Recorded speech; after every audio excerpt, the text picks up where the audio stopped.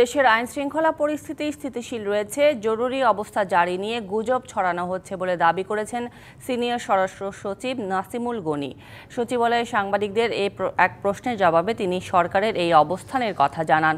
সোমবার সচিবালয়ে স্বরাষ্ট্র মন্ত্রণালয়ে বাংলাদেশ ও অস্ট্রেলিয়া সরকারের মধ্যে সমুদ্রপথে বাংলাদেশ হতে অবৈধভাবে অস্ট্রেলিয়া গমনকারীদের দ্রুত প্রত্যাবর্তন সংক্রান্ত চুক্তিতে স্বাক্ষর করেছে দুই দেশ।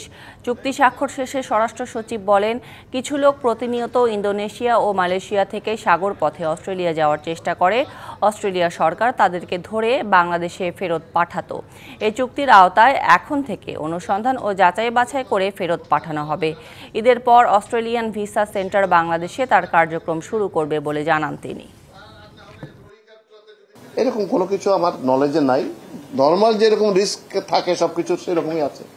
এ সম্বন্ধে আমার কোনো কমেন্ট নাই। এগুলা মেয়ার গসিপস, আলাপ আলোচনা হচ্ছে, দু একজনের কথা বলছে, এর সম্বন্ধে আমার কোনো কমেন্ট নেই। আমাদের যে কাজ আছে সেটা আমরা জারি রাখবো এবং সেভাবে চলতে থাকবো। উৎসবের খুশি হবে নগদে বেশি, কারণ ঘন্টায় ঘন্টায় আছে গিফট জেতার সুযোগ।